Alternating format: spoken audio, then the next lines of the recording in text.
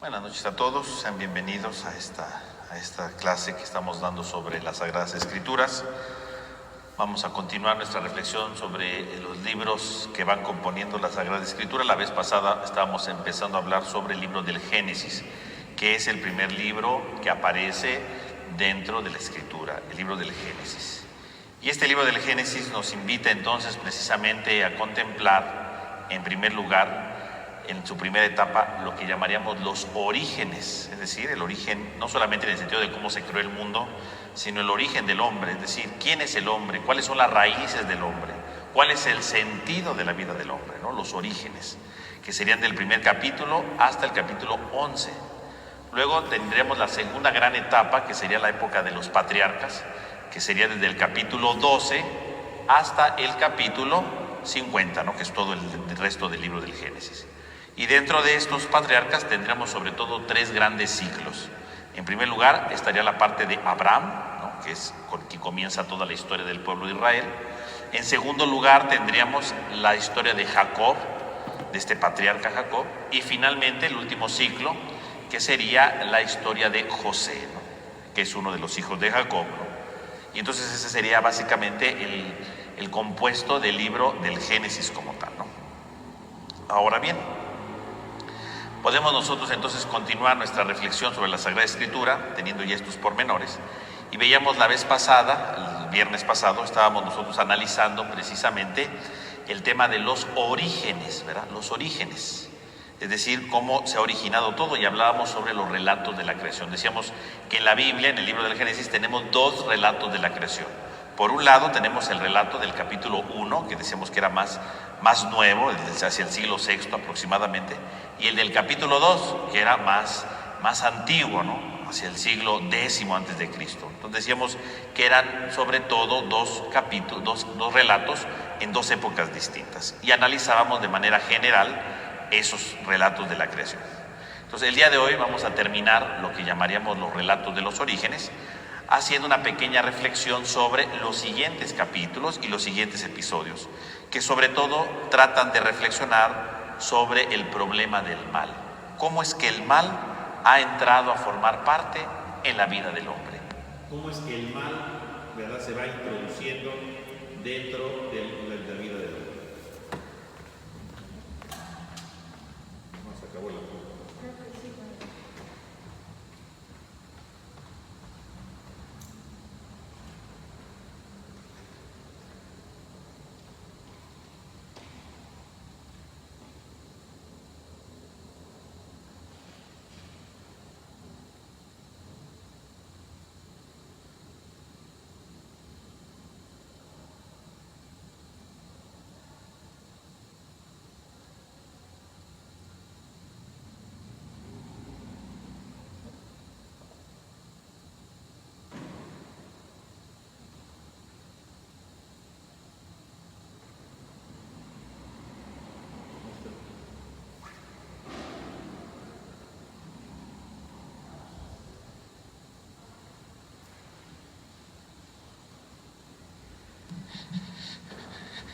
Bueno, vamos a continuar. Entonces aquí tendríamos nosotros, ¿verdad?, precisamente en estos capítulos, desde el 3 hasta el 11, tendríamos nosotros básicamente toda la historia que implicaría justamente ver el desarrollo del mal, ¿no? Cómo se va desarrollando el problema del mal dentro de las Sagradas Escrituras, ¿no? Entonces, ¿qué va a suceder? Entonces vamos a encontrar nosotros en el capítulo 3 del Génesis, en el capítulo 3, nos va a hablar precisamente de cómo va a empezar la historia del mal en el hombre, ¿no? Cómo es que va a empezar ese problema del mal, cómo es que va a empezar esa realidad en nuestra vida, ¿no?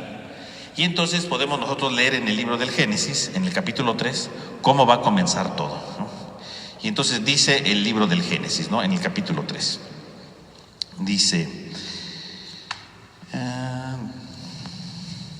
Dice, la serpiente era el más astuto de todos los animales del campo que Yahvé Dios había hecho. Y dijo a la mujer, ¿cómo es que Dios les ha dicho que no coman de ninguno de los árboles del jardín? Respondió la mujer a la serpiente, podemos comer del fruto de los árboles del jardín, pero del fruto del árbol que está en el centro del jardín, ha dicho Dios, no coman de él ni lo toquen, so pena de muerte. Replicó la serpiente a la mujer, De ninguna manera morirán. Es que Dios sabe muy bien que el día en el que coman de él, se les abrirán los ojos y serán como dioses, conocedores del bien y del mal.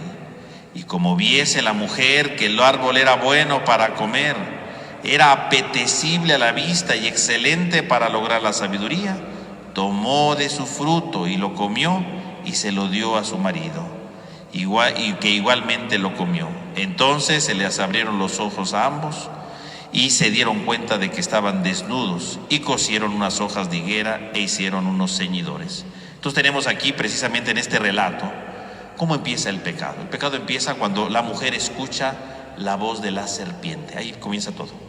El mal entra en la vida del hombre cuando el hombre deja de escuchar a Dios, cuando el hombre deja de escuchar precisamente la voz de su creador. Ahí comienza el mal. El problema del pecado es precisamente un problema de escucha. El pecado va a comenzar cuando nosotros decidimos escuchar otra cosa que no es Dios. Ese es el problema del pecado, ¿no? Porque a veces decimos, es que el pecado de Adán y Eva fue que desobedecieron a Dios. Bueno, sí desobedecieron a Dios, pero ¿por qué lo desobedecieron? Pues lo desobedecieron precisamente porque prefirieron escuchar otra voz que no era la de Dios. Ese es el problema, ¿no? Ahí comienza todo. Cuando yo prefiero escuchar otra voz, cuando yo prefiero escuchar otra realidad que no es Dios, ahí es donde comienza el pecado. Es ahí donde comienza precisamente el problema del mal, cuando yo dejo de escuchar a Dios. Y todos los pecados, si ustedes lo piensan bien, todos los pecados comienzan precisamente cuando dejamos de escuchar a Dios. Ahí comienza todo. Porque escuchar a Dios significa escuchar el amor, implica escuchar la misericordia, implica escuchar la capacidad de ser solidario, no la capacidad de compartir. Pero cuando yo dejo de escuchar esa voz, pues empiezo a escuchar la voz del egoísmo, empiezo a escuchar la voz del engaño, empiezo a escuchar la voz de la injusticia. Escucho otras voces que están representadas por la serpiente. Y conste que el libro del Génesis dice que la serpiente, era el más astuto de todos los animales del campo. O sea, es que Dios había creado. Es decir, la serpiente es una criatura. Aquí en este capítulo del Génesis no dice que era el diablo, ¿no? Eso ya posteriormente, esta idea de que la serpiente es el diablo, sí aparece en la Biblia, ¿no? Sobre todo en el libro de la sabiduría que se escribió hacia el año 50 antes de Cristo. Bueno, ahí aparece eso. Pero aquí estamos en el siglo X antes de Cristo. No dice que era el diablo, es una criatura. Y entonces el autor está diciendo, tú cometes un pecado, tú dejas que el mal entre en tu vida cuando prefieres escuchar a una criatura en lugar de escuchar a tu creador. Ahí es donde comienza el mal.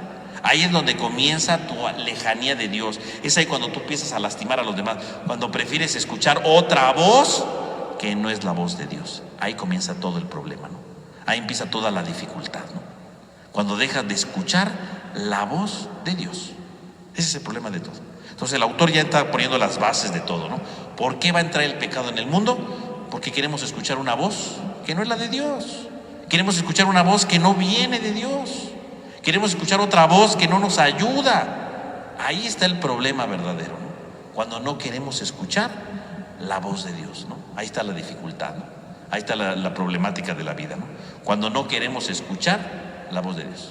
Y entonces obviamente empiezan todos los problemas, ¿no? Porque entonces viene la serpiente y le dice, oye, ¿sí es cierto que no puedes comer? No. Y la mujer empieza a hablar, ¿no? Empieza a entablar un diálogo con la serpiente, empieza como a querer defender a Dios, empieza como diciendo, no, Dios no es tan malo, ¿no? O sea, pero ya empieza el diálogo. Y termina la serpiente convenciendo a la mujer, ¿no? Desvirtuando la imagen de Dios. Porque Dios le dice, no coman del fruto, ¿no? Y ya explicamos nosotros la clase pasada, explicamos por qué no podían comer del fruto. ¿Por qué no podían comer del fruto? Porque decíamos que en aquel momento no estaban hechos para comer de ese fruto, ¿no? Porque el árbol de la ciencia del bien y del mal es que el hombre sepa descubrir qué es lo que le conviene y qué es lo que lo perjudica, qué es lo que le puede ayudar a crecer y qué es lo que le puede ayudar a disminuir, el bien y el mal, lo que le planifica y lo que le disminuye, ¿no? Ese es el problema del mal, ¿no? Y él por eso dice que el hombre no podía comer de ese árbol, no estaba preparado, no estaba maduro para esa etapa. Y en lugar de eso, la serpiente le dice, no, porque el día que coman, Dios sabe muy bien que ustedes van a morir. Dios sabe que ustedes van a morir. El día que ustedes coman de ese fruto, Dios sabe que van a morir. ¿Verdad que sí? Perdón, Dios sabe que el día que coman de ese fruto van a abrirse los ojos y serán como dioses, serán como dioses. Se van a dar cuenta que son como dioses. Y entonces presenta la imagen de Dios como alguien malo, ¿no?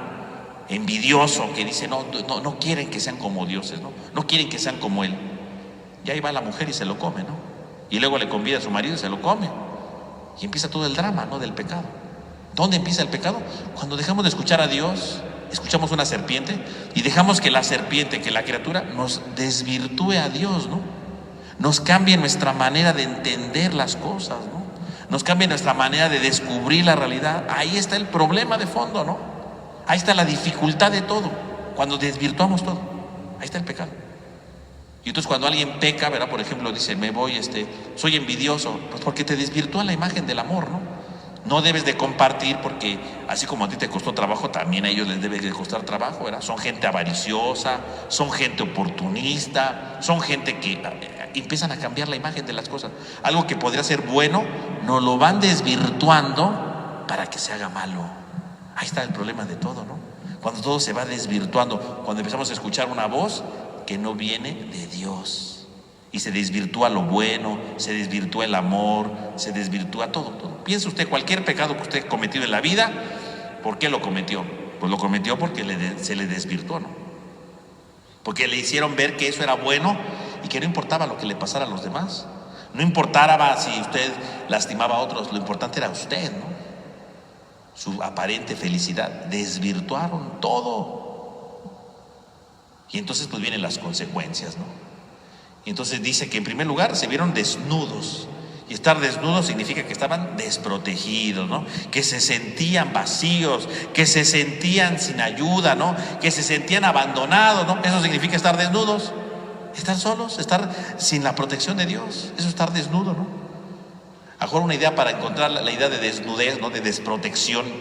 Porque no significa solamente que no tenían ropa, porque no tener ropa, bueno, pues sí, es una idea, pero eso es muy sencillo, ¿no? Estar desnudo significa estar desprotegido. Por ejemplo, cuando alguien, ¿verdad?, lo raptaran, ¿verdad? Ese ejemplo que lo pongo luego, ¿no? Cuando alguien lo raptan, ¿no? Y lo encajuelan ahí en un coche, ¿no? Y de repente, pues ahí le van dando vueltas por todo, y de repente lo sueltan ahí, ¿verdad?, en una calle oscura. Y cuando uno dice, ¿y dónde estoy, no? ¿A dónde estoy? ¿Para dónde camino?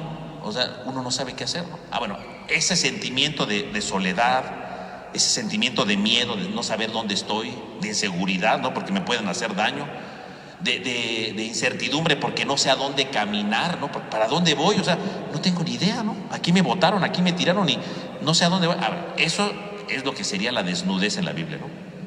Tener miedo, estar inseguro, tener todo tipo de situación negativa, ¿verdad? De temor. Eso sería precisamente lo que representaría aquí, ¿no? El episodio, ¿no? La desnudez es eso, ¿no? Cuando me siento desprotegido. Por eso de inmediato dice que se cubre, ¿no? Porque empiezan a descubrir que el otro es un enemigo, ¿no? Empiezan a descubrir que el otro es alguien que los va a dañar. Empiezan a descubrir que el otro es alguien que no es bueno. Aunque han convivido juntos, ahora no es bueno. Se empiezan a cubrir, ¿no? Fíjese cómo entonces el pecado va rompiendo todo. Y entonces viene toda la situación de Dios, ¿verdad? Entonces fíjense bien. Vamos a hacer aquí un pequeño esquema. Entonces, en primer lugar, el hombre se siente solo, se siente desprotegido, se siente amenazado, ¿verdad? Y entonces podemos ver que en primer lugar, el pecado rompe la relación con uno mismo, ¿no? Con uno mismo. Bueno, voy a borrarlo, mejor más para acá. Con uno mismo, ¿no? Pero no solamente rompe la relación con uno mismo, sino que viene otro problema.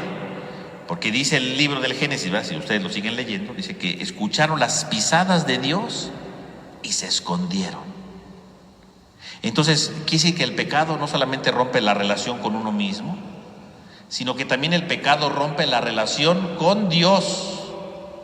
Porque el pecado hace que yo me aparte, que yo me separe de Dios, ¿no? El pecado rompe la relación con Dios. Y entonces hay una relación, yo me siento mal conmigo mismo, me siento desnudo. Hay una relación de miedo con Dios. Se supondría que si Dios me creó, pues siempre estoy contento con Dios, ¿no? Siempre estoy unido con Dios, siempre estoy relacionado con Dios. Ahora no, ahora me siento con miedo. me siento abandonado, ¿verdad? Entonces hay una ruptura con Dios, me siento distante de Dios. Dios se vuelve un enemigo, me tengo que esconder. Y cuando Dios llega, ¿verdad? Y pregunta, a ver, ¿dónde estás? ¿No? ¿A dónde andas? El hombre le pregunta, pues es que estaba desnudo y tuve miedo, ¿no? Y entonces Dios le pregunta, ¿y quién te hizo ver que estaba desnudo, no? ¿Quién te hizo sentir este miedo, no? ¿Quién te hizo sentir esta desprotección? ¿Quién te hizo sentir esta incertidumbre? ¿Quién? ¿Quién te hizo ver que estaba desnudo? Y entonces, ¿qué dice? La mujer que tú me diste. La mujer que tú me diste. Y entonces se rompe totalmente la relación con el otro, ¿no? Se rompe la relación con el otro. Con el otro, ¿no? Hay una ruptura de relación con el otro. La mujer que tú me diste. Y bueno, aquí esta frase, la mujer que tú me diste, pues es una cosa muy dura, ¿no? Porque la mujer que tú me diste está diciendo, por un lado, ¿de quién es la culpa? No es mía, la culpa es de la mujer, ¿no? Pero no solamente es de la mujer, también es culpa de Dios, ¿no? Porque dice, la mujer que tú me diste. O sea, le está echando la culpa a Dios. Si no me hubieras dado una mujer, pues no hubiera pasado nada, pero ¿para qué me la das, no? O sea, Dios es el culpable de todo, ¿no? O sea, entonces el hombre ahí reconoce, verá, quiere hacer ver que él es inocente, que si él se siente desnudo, que si él se siente desprotegido, no es culpa de él, es culpa de la mujer porque la mujer le dio el fruto, y es culpa de Dios porque Dios le dio a la mujer. Si no le hubiera dado a la mujer, pues no hubiera habido pecado, ¿no? O sea, como diciendo, yo aquí me lavo las manos, yo no tengo ningún problema, yo no tengo ninguna dificultad, aquí el único culpable es la mujer y Dios, yo soy inocente, ¿no? Una ruptura entonces con Dios y con el otro, ¿no? Ahí está igual, ¿no? Entonces Dios le pregunta a la mujer, ¿verdad? Bueno, ¿y por qué comiste, no? Y dice, la serpiente me engañó y comí. Y entonces viene, ¿verdad? El de reconocer, la serpiente fue. O sea, tampoco la mujer reconoce su error, no dice, yo quise comérmelo, me convencieron y me gustó la idea. No, la serpiente, ¿no? Y curiosamente, cuando ya le preguntó al hombre, ya le preguntó a la mujer, cuando llega a la serpiente no le pregunta nada. Nunca le dice a la serpiente, a ver, ¿por qué le diste? ¿Por qué le dijiste? No, a la serpiente no le pregunta nada. ¿Por qué no le pregunta nada a Dios? Pues porque la serpiente es una criatura. Porque la serpiente se supone que está al servicio del hombre. La serpiente no tiene por qué ser interrogada, porque la serpiente no tendría que haber tenido ningún papel en esta historia. Por eso de inmediato voltea a Dios y le dice, pues por haber hecho esto, te arrastrarás sobre tu vientre, ¿no? Y comerás polvo. Dios en ningún momento la interroga. Dios en ningún momento le dice, a ver, ¿verdad? ¿Por qué lo hiciste? A ver, cuéntame. No. La serpiente no merece ningún interrogatorio, porque la serpiente no debería tener ningún papel protagónico en este relato. Aquí los protagonistas son el hombre y la mujer. Ellos son los protagonistas. Dios los dejó a ellos para que cuidaran la creación.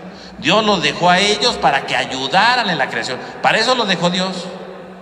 La serpiente no tenía por qué haber hablado nunca. Y si la serpiente habló, lo que dijera la serpiente le venía valiendo al hombre y la mujer, porque aquí el que manda es Dios. Y los que cuidan la creación son los hombres. La serpiente es una criatura que no tenía nada que decir. Por eso Dios ni siquiera le pregunta, porque la serpiente no tiene ningún valor en este texto, ¿no? No le dice nada.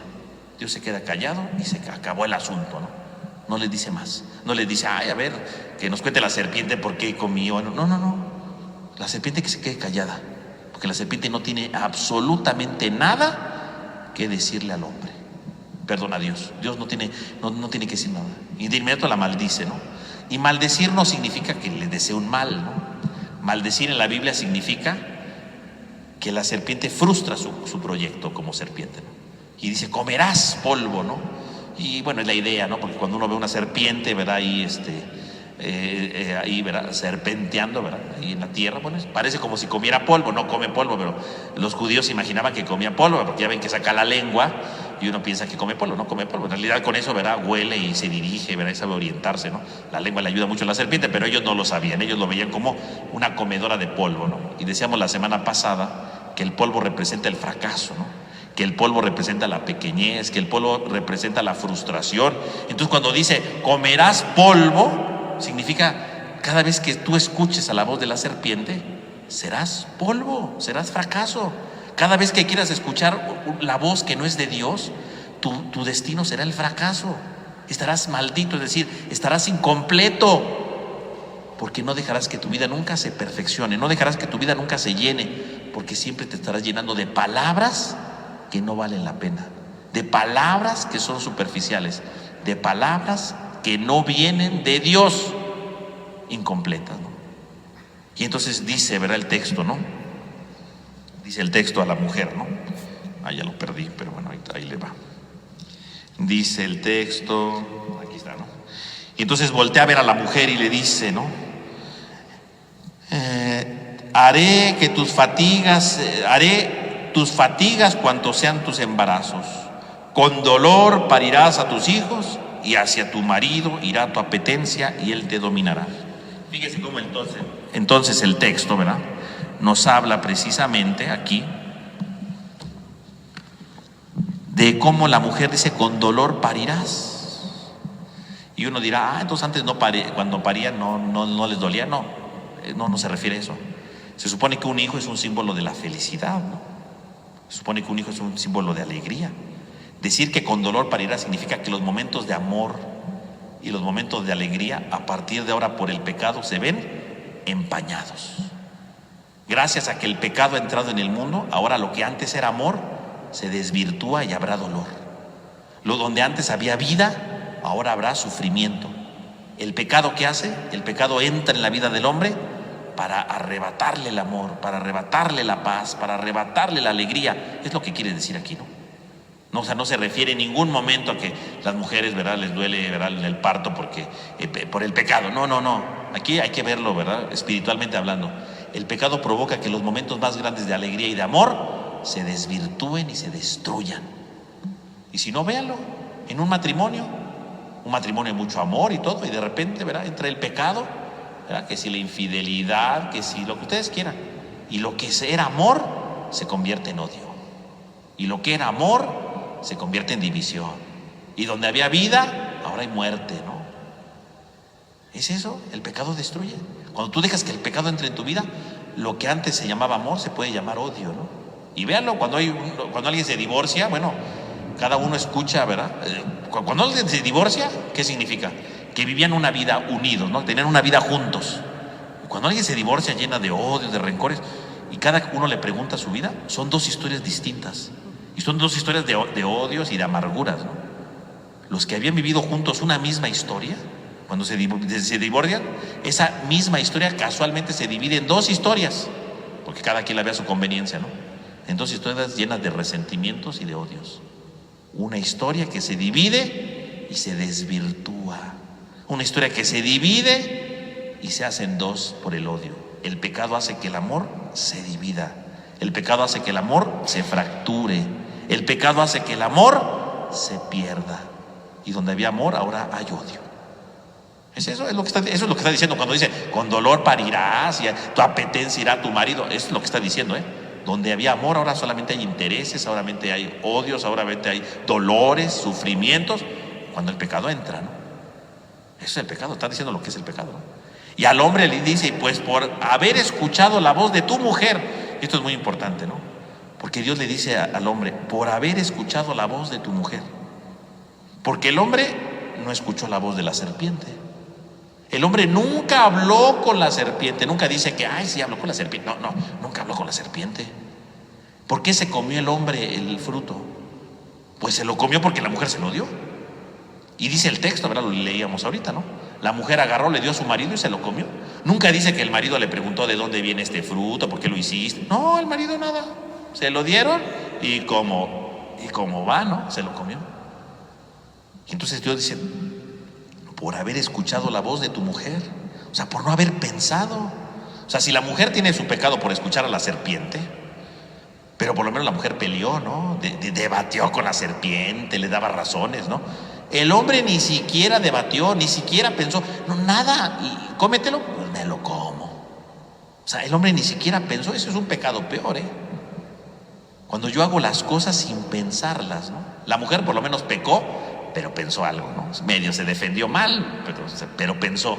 El hombre ni siquiera pensó, no dijo nada. El hombre solamente se quedó con lo que le dio la mujer y órale, vénganos tu reino, ya. Se acabó el problema. Ese es el peor pecado, ¿no? Cuando no somos capaces ni siquiera de pensar lo que estamos haciendo. Ahí está el pecado.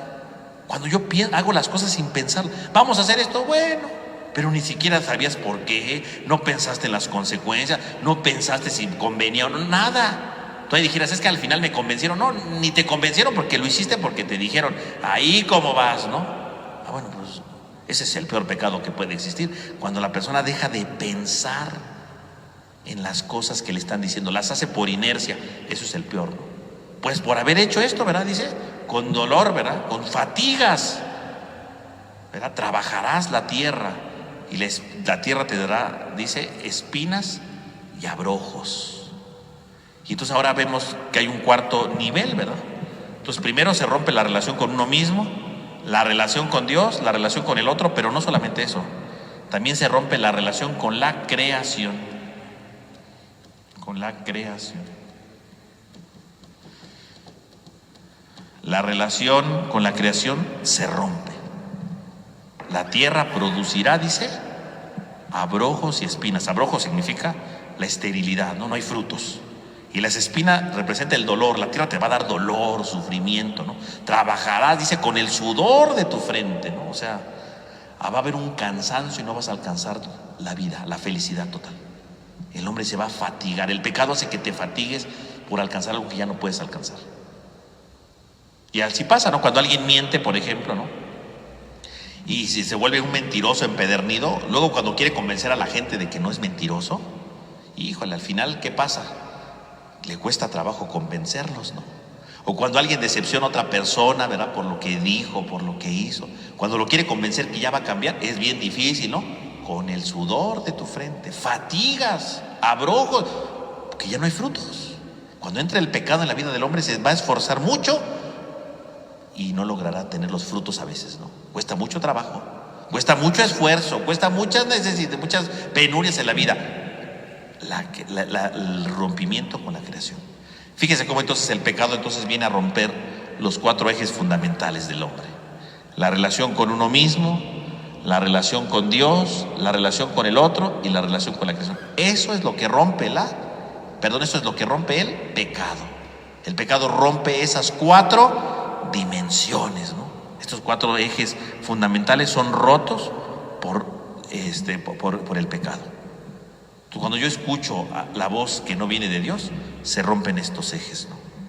Y como consecuencia de eso, ¿qué va a pasar? Bueno, pues como consecuencia de esto viene entonces que los expulsan del paraíso, ¿no? Se van del paraíso, ¿no? Órale. Y uno dirá, ay, qué feo, ¿verdad? ¿Por qué Dios hizo eso? No, pues Dios los expulsa, no porque quiera expulsarlos, ¿no? Dios los expulsa porque ellos quisieron alejarse de Dios, ¿no? Son ellos los que prefirieron no estar con Dios, ¿no? Y entonces van a empezar su vida lejos del paraíso. No lejos de Dios, porque Dios siempre está con ellos. Lejos de Dios, lejos del paraíso. Ellos se alejaron de Dios. Y entonces viene el siguiente episodio, ¿no? Y entonces uno dirá, bueno, ahí está el pecado, ya se acabó el pecado. No, porque los siguientes capítulos del Génesis siguen hablando del pecado. Si usted va leyendo su Biblia, ¿verdad?, va a descubrir cómo los siguientes capítulos siguen hablando del pecado. Por ejemplo, en el capítulo 4, esto pasó en el capítulo 3, en el capítulo 4, ¿de qué nos habla? Nos habla de la famosa historia de Caín y Abel, ¿no? Los hijos de Adán y Eva. ¿Y qué pasa con Caín y Abel? Dice, ¿verdad?, que los dos ofrecieron un sacrificio, y dice, a Dios le gustó el sacrificio de Abel. Y como le gustó el sacrificio de Abel, Caín se enoja, ¿verdad? Y dice, pero ¿por qué le gustó el de Caín? Perdón, el de Abel y no el mío, ¿no? ¿Por qué no le gustó el mío? Y se empieza a enojar, ¿no? Y se empieza a enfurecer porque Dios prefirió ese. Y aquí podríamos hacer una pregunta: ¿por qué Dios prefirió el sacrificio de Abel? ¿Por qué? Pues de entrada, pues es el misterio de Dios. ¿Por qué Dios prefiere una cosa y otra no? Pues es un misterio, ¿no? Pero si lo vemos desde este punto de vista, se supone que los dos son hermanos, ¿no? Los dos son hermanos, los dos tendrían que haber hecho su sacrificio juntos. Claro, uno era pastor, el otro era agricultor. Bueno, sí, se ofrecen cosas distintas, pero se supondría que los dos tendrían que haber ofrecido los sacrificios juntos porque los dos eran hermanos. El problema es que parece ser, ¿verdad?, el libro del Génesis pareciera que nos está diciendo que cada quien ofreció las cosas por su lado, ¿no? ¿Por qué Dios prefiere uno y no al otro? En el fondo es, pues porque están separados. Si los dos hubieran llevado su sacrificio juntos y los dos le ofrecen a Dios las cosas juntos, pues Dios le hubiera agradado ese sacrificio, porque era un sacrificio de hermanos, juntos, unidos. Y curiosamente lo hicieron por separado. O sea, el problema de fondo, ¿cuál es? No vamos aquí a dilucidar por qué Dios le gustó uno y no el otro, no, más bien, ¿por qué los hermanos no llevaron el sacrificio juntos? Quise que entre ellos había una serie de rivalidades, ¿no? Digo, el texto no nos dice mucho de ellos, nada más nos dicen que pasó eso y ya, ¿no? Pero en realidad el texto lo que nos está diciendo es que precisamente están ellos separados. Dios elige uno porque no puede elegir a los dos. En el fondo está diciendo, elijo uno porque no están juntos. Tienen que hacer las cosas juntos. Tienen que vivir en unidad, ¿no? Ese es el problema de fondo, que Caín y Abel no viven unidos. Y aquí entonces empieza un gran problema, que es el tema de la fraternidad. No se llevan los hermanos. Y digo que es un gran tema porque si ustedes lo reflexionan, a lo largo de todo el libro del Éxodo se va a hablar de hermanos. Aquí son los primeros hermanos, ¿no? Y uno mata al otro, ¿no? Pero síganlo viendo, ¿verdad? Luego viene el problema de la fraternidad, bueno, con los hijos de Noé, y luego va a seguir a Abraham con su sobrino Lot, ¿verdad? Que se llaman entre ellos hermanos. Luego verá los hijos de Abraham, Ismael e Isaac, ¿no? Y luego Jacob y Esaú, y luego los 12 hijos de Jacob, ¿no? Y José es uno de ellos, y tienen un problema con él, ¿no? Fíjese cómo todo el libro del Génesis es un problema de fraternidad. Uno de los grandes temas que el libro del Génesis va a reflexionar a partir del capítulo 4 es el tema de la fraternidad. Cómo los hermanos tendrían que llevarse bien y cómo los hermanos se llevan mal, ¿no? Siempre andan peleando, siempre andan discutiendo, siempre andan haciendo cosas que no deben, ¿no? Entonces, el libro del Génesis nos va a enseñar sobre el tema de la fraternidad, el tema de vivir unidos, de saber ser hermanos. Eso es uno de los grandes temas del libro del Génesis, los hermanos. Y aquí está la primera pareja de hermanos. Dios elige un sacrificio, el otro no. Y en lugar de que se unan a hacer un sacrificio, dice que Caín se enoja, ¿no? Y esto es muy importante, porque a veces decimos, ay, Caín se enojó, qué mala onda es Dios. Pero léanlo bien, léanlo ahora que tengan tiempo, léanlo en la semana, el capítulo 4. Y fíjense cómo cada quien presenta su sacrificio. Caín se enoja y en realidad, ¿con quién habla Dios en todo el relato? En todo el relato Dios habla con Caín. Curiosamente, Dios nunca habla con Abel. Nunca habla con Abel. Solamente dice que prefirió el sacrificio de Abel, nada más dice eso. Pero nunca habla con Abel, siempre habla con Caín, ¿no? Cuando se enoja Caín le dice, ¿no? ¿Por qué estás irritado? ¿No? ¿Por qué tienes tu rostro mirando al suelo? ¿No? Le dice Dios, ¿no? ¿Por qué estás irritado? O sea, y cuando dice irritado se refiere a un enojo grande. No crean que cualquier enojo, ahí cualquier corajito, no, un enojo grande, ¿no? O sea, ¿por qué tienes este enojo tan grande, ¿no? ¿Por qué estás viendo al suelo, ¿no? Y ver al suelo, ¿qué significa? Estar atrapado en sí mismo, ¿no? Estar atrapado en su coraje, estar atrapado en su odio, ¿no? Porque no ve al cielo, no ve a Dios, ve al suelo, está ensimismado, ¿no? ¿Por qué estás ahí, no? Y Dios lo previene. Si no obras bien, a la puerta estará el pecado que te acecha como fiera impetuosa y te querrá dominar. Entonces dice Dios, ojo, el pecado es una fiera. Si tú lo dejas entrar, te va a agazapar. Si dejas entrar el pecado, te va a destruir. Es una fiera, el pecado es una fiera. El pecado es algo que te destruye. Es una fiera. Ojo, no te dejes dominar por el pecado. Y bueno, pues ya sabemos lo que va a pasar, ¿verdad? Caín se invita a su hermano al campo, ¿verdad? Dice, vamos al campo, ¿verdad? Y ahí en el campo lo mata. Que bueno, dice que lo mata, ¿verdad? Con una quijada de burro. Eso no viene en la Biblia. Eso de la quijada, quién sabe quién lo sacó.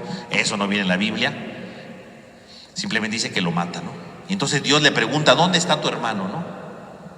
Y dice, yo no soy el guardián de mi hermano.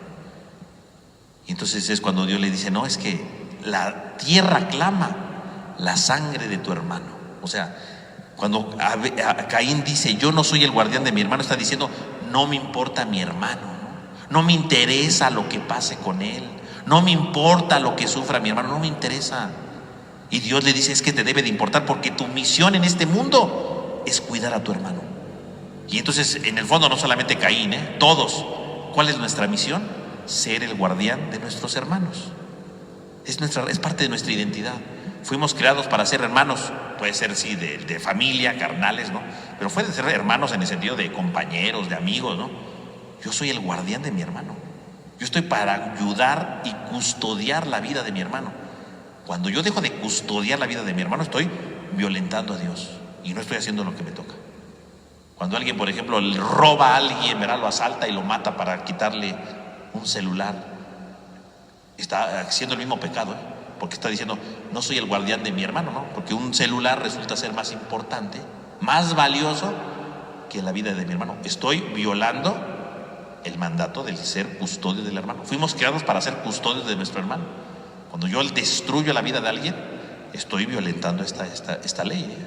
A veces se nos pasa este pasaje y nada más decimos, ay, Caín mató a Abel y ya. No, pero lo importante del relato es, todos somos hermanos y todos estamos para cuidarnos entre nosotros, no para lastimarnos, no para herirnos, no para quitarle la vida al otro, no para desprestigiarlo, no para aprovecharme. Estoy aquí para custodiar la vida de mi hermano, para cuidarla. Esa es la misión. Ahí está el problema de fondo, ¿no? Y entonces pues viene todo el problema, ¿no? Entonces dice el libro del Génesis que bueno, pues entonces la violencia va creciendo, ¿no? Va haciéndose cada vez más fuerte, ¿no? Y bueno, si ustedes leen el libro del Génesis, el final del capítulo 4 y el capítulo 5 nos habla de la genealogía, ¿verdad? Cómo va aumentando el mal en el mundo, ¿no? Cómo va aumentando el mal.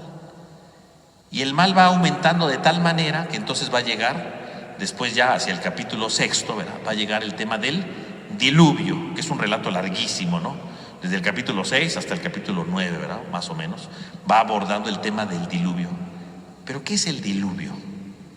¿Qué tendremos que entender por el diluvio? Porque a veces el diluvio nos imaginamos que es pues una lluvia fuerte nada más, pero no, hay que pensar en el diluvio como lo veían los antiguos, ¿no? ¿Cómo eran los antiguos? Entonces vamos a hacer el dibujo, que la otra vez creo que lo hice, no me acuerdo, pero si no, ahorita lo vamos a hacer. Entonces, decíamos la vez pasada, sí creo que sí lo habíamos dicho, ¿no? Que cuando Dios creó, separa las aguas, ¿no? Porque la idea es que todo está lleno de agua, ¿no? Todo está lleno de agua. Entonces, Dios cuando crea todo, Dios separa las aguas, ¿no? Las aguas de arriba, que es el cielo, las aguas de abajo, que son el mar, los ríos, las lagunas, ¿no? Entonces divide las aguas.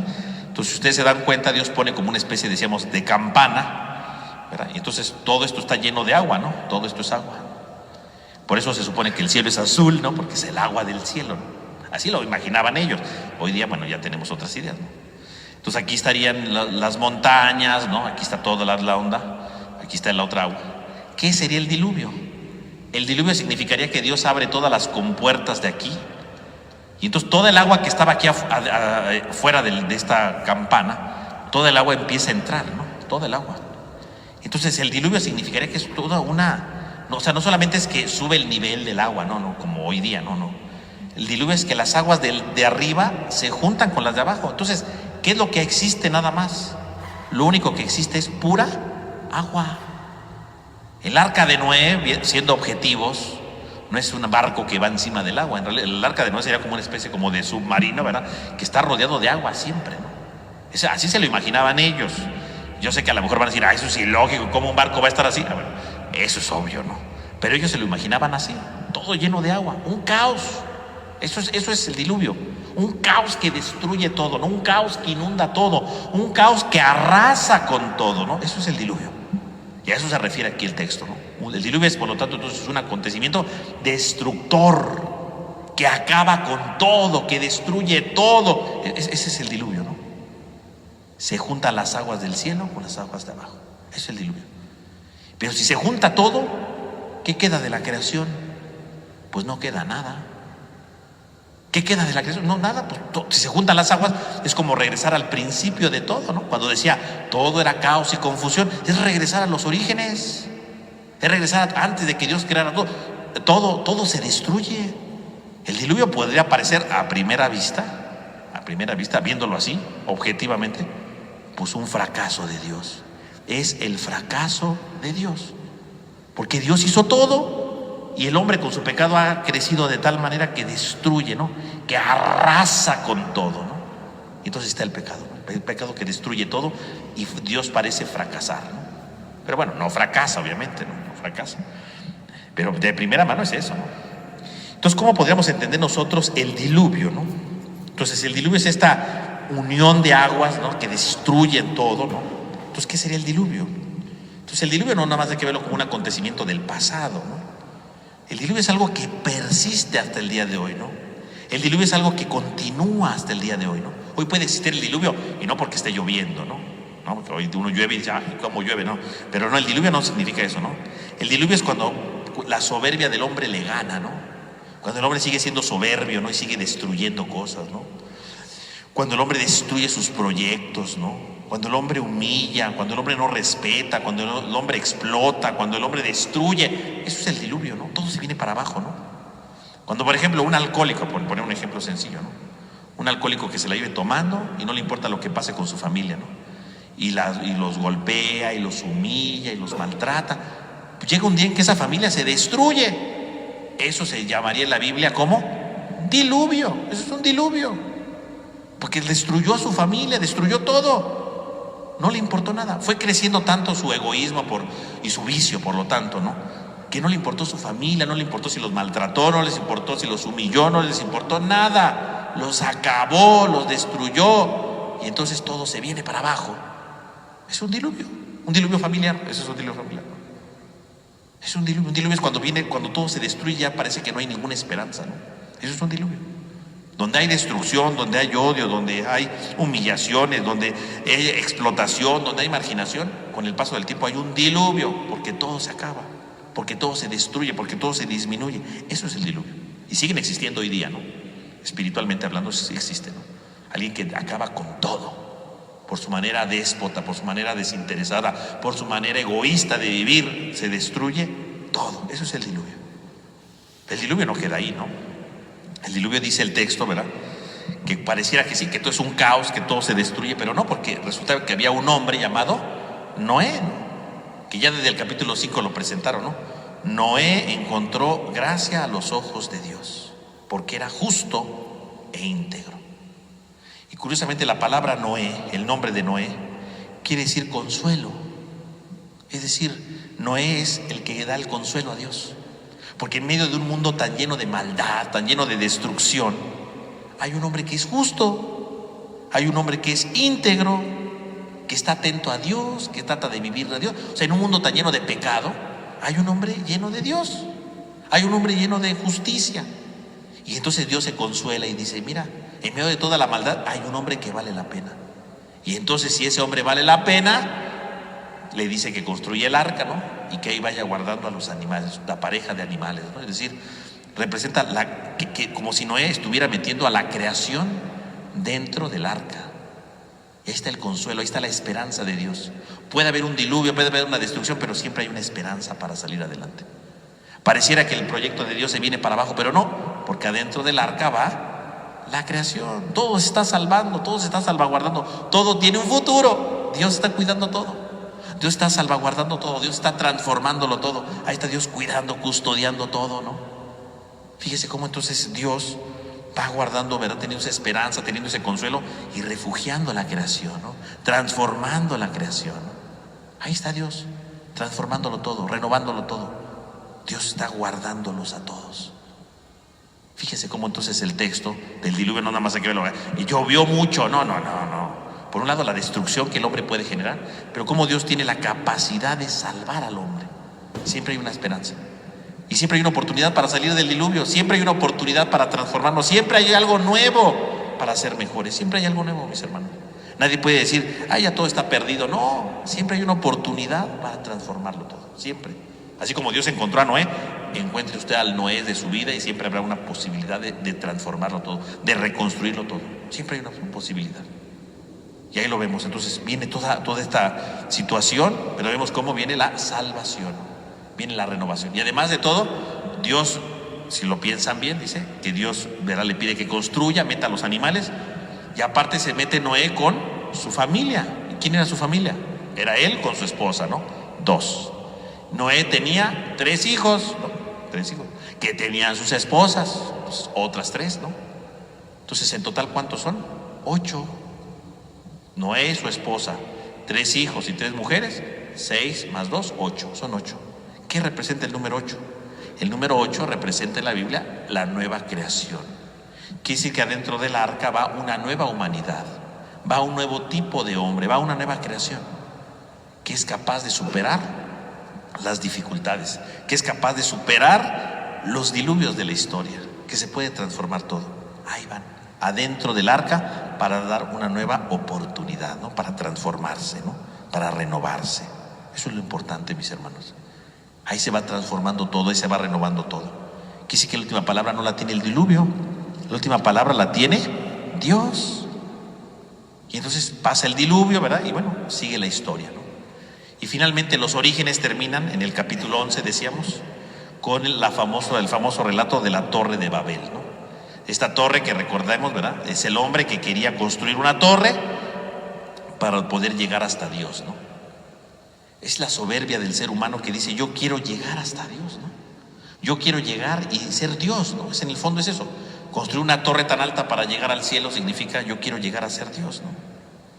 Y por lo tanto significa que yo quiero dominar todo, yo quiero tener la fuerza de todo y no quiero tener a Dios en mi vida. Ese es el problema, ¿no? La Torre de Babel recuerda esto, ¿no? El hombre soberbio que quiere ser el único en la tierra, ¿no? Y dominar todo, no necesitar a Dios. Así como hoy día, ¿verdad? Hoy día nosotros podemos ver que en muchos ambientes sacan a Dios de su vida, dicen: no necesitamos a Dios, tenemos la ciencia, tenemos esto, a Dios no lo requerimos. Bueno, eso que hace el hombre hoy, pues está marcado en el Génesis, en el capítulo 11. Construir la Torre de Babel es lo mismo, ¿no? Querer llegar a un nivel y querer decir: yo puedo ocupar el lugar de Dios, yo puedo hacer lo que quiera, yo puedo realizar todo, no necesito de Dios. Eso es la Torre de Babel, eso ya lo dijo, se dijo ya desde hace siglos, ¿no? No es una cosa de nuestros tiempos. Hoy simplemente repetimos lo que el hombre ha hecho a lo largo de su historia, como siempre, ¿no? ¿Y cuál es la consecuencia de la Torre de Babel?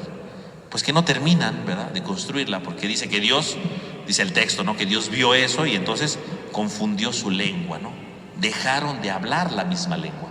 Y aquí no se refiere a que hablaron diferentes idiomas, ¿verdad? Porque luego dicen: es que unos hablaban chino, otros portugués, otros francés. No se refiere a eso, ¿no?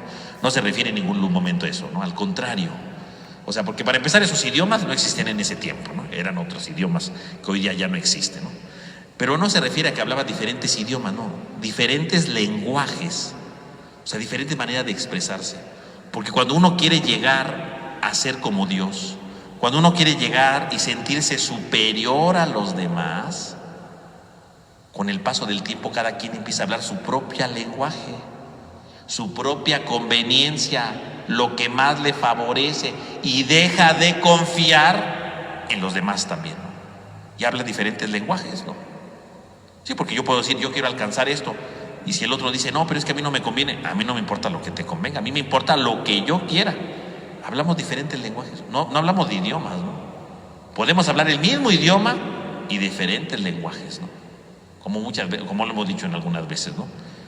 Un papá habla los dos, el papá y el hijo hablan español, ¿no? Pero el papá y el hijo no se entienden. ¿Por qué no se entienden si hablan los dos español? Pues porque hablan distintos lenguajes, ¿no? Cada quien ve para su beneficio, ¿no?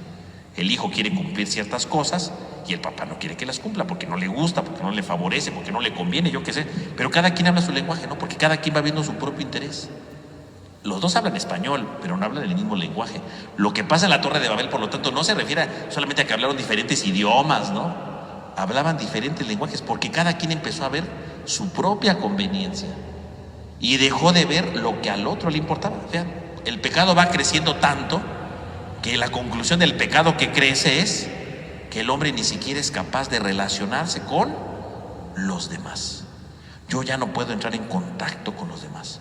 Yo ya no puedo relacionarme con los demás. Ese es el pecado. Fíjense, primero lo veíamos, ¿no? Los 4 ejes que se rompían, ¿no? Con Dios, conmigo mismo, con el otro y con la creación.